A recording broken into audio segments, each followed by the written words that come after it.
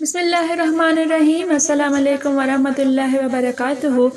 المثنوی مولانا روم کے ایمان افروز واقعات کی کتاب سے آج جو ہم واقعہ پڑھ رہے ہیں وہ ہے پہاڑ کے دامن میں رہنے والے ایک بزرگ کا واقعہ۔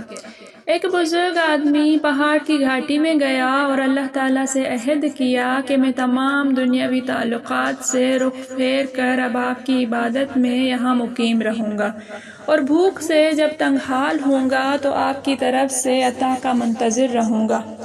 خود نہ کسی مخلوق سے سوال کروں گا، نہ اس جنگل کے درختوں سے کوئی پھل یا پتا توڑ کر کھاؤں گا۔ البتہ جو پھل خود بخود ہوا سے زمین پر گریں گے، صرف ان کو کھا کر زندگی بسر کروں گا۔ ایک مدت تک یہ بزرگ اپنے عہد پر قائم رہا، یہاں تک کہ حق تعالیٰ کی طرف سے امتحانات شروع ہو گئے، اور اس امتحان کی وجہ یہ تھی کہ اس بزرگ نے یوں نہ کہا تھا کہ انشاءاللہ میں اس عہد پر قائم رہوں گا۔ اس انشاءاللہ نہ کہنے کی وجہ سے بظاہر یہ معلوم ہوتا ہے کہ اس بزرگ کی نظر اللہ تعالیٰ کی توفیق سے ہٹ کر اپنی ہمت اور طاقت پر چلی گئی ہے، اور اپنی عاجزی اور انکساری کے ظاہر کرنے کے بجائے ایک طرح کا تکبر معلوم ہوتا ہے۔ اس لیے اپنے اس عمل کی شامت نے اسے سخت امتحان میں گھیر لیا، اور اس کے دل میں وہ نور جاتا رہا جس کی وجہ سے اس کے قلب میں بھوک کی تکلیف برداشت کرنے کی قوت و ہمت اچانک بالکل ختم ہو گئی۔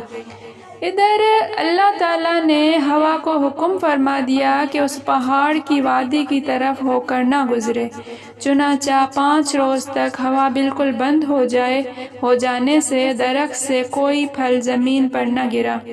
بس بھوک کی شدت سے وہ بزرگ بے چین ہو گیا، صبر کا دامن ہاتھ سے چھوٹ گیا، اور کمزوری نے اس کو خود اپنے وعدے کو توڑنے پر مجبور کر دیا، اور وہ بزرگ جو ایک طرف ہمت و استقامت کا پہاڑ تھا، اب گمراہی کی وادی میں بھٹکنے لگا۔ چنانچہ جب اپنا عہد و نظر فسخ کر کے وہ درختوں سے پھل توڑ کر کھانے لگا تو اللہ تعالیٰ کی غیرت کو جوش آ گیا، اور اس فقیر کو سزا دی گئی، کیونکہ حکم الہی اوفوا بالعقود کے خلاف کیا گیا، یعنی پورا کرو جو کچھ تم نے عہد کیا ہے۔ چنانچہ اس بزرگ کی سزا کا واقعہ اس طرح ہوا کہ چوروں کا ایک گروہ رات کو اس پہاڑ کے دامن میں ٹھہر گیا۔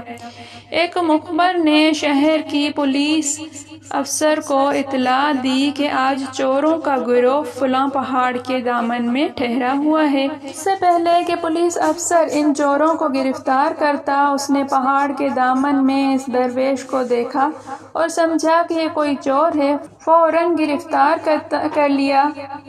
فقیر نے بہت شور مچایا کہ میں چور نہیں ہوں، لیکن تھانے دار اور سپاہیوں نے ایک نہ سنی اور اس کا داہنا ہاتھ اور بایاں پیر کاٹ ڈالا۔ اسی اثنا میں ایک سوار ادھر سے گزرا، اس نے جب یہ قصہ دیکھا تو تھانے دار اور اس کے ساتھیوں کو بہت ڈانٹا کہ اے کتے، تو نے ایسے نیک فقیر کے ساتھ یہ کیا سلوک کیا؟ یہ تو فلاں شیخ کامل اور ابدال وقت ہے جس نے دنیا سے کنارہ کش ہو کر اس جگہ خلوت اور تنہائی اختیار کی تھی۔ یہ سنتے ہی افسر پر لرزہ طاری ہو گیا، اور خوف و ندامت سے ننگے پیر ننگے سر اس بزرگ کی طرف دوڑا اور اپنی غلطی پر پھوٹ پھوٹ کر رونے لگا، اور قسم کھا کر عرض کیا کہ میں نہیں جانتا تھا کہ آپ ایک بزرگ شخص ہیں، میں نے غلط فہمی سے آپ کو چوروں کے گروہ کا ایک آدمی سمجھ کر یہ معاملہ کیا۔ خدا کے لیے آپ مجھے معاف فرما دیں، ورنہ میں ابھی عذاب الہی میں مبتلا ہو کر ہلاک ہو جاؤں گا۔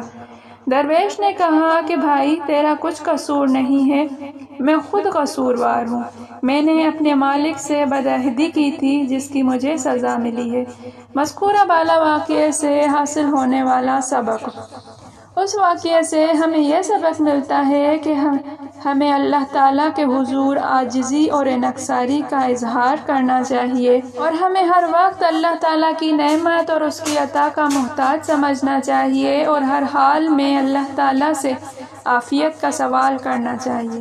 اپنی ہمت اور اپنے تقویٰ پر ناز کرتے ہوئے اللہ تعالیٰ سے ایسا عہد نہ کرنا چاہیے کہ اس میں اپنی کمزوری اور بندگی سے نظر اٹھ جائے۔ اس لیے کوئی بندہ بھی اپنے آپ کو اللہ تعالیٰ کی طرف سے امتحان کے قابل نہ سمجھے، بلکہ ہمیشہ اس کے فضل اور اس کی ہر چھوٹی بڑی نعمت کا سوال کرے۔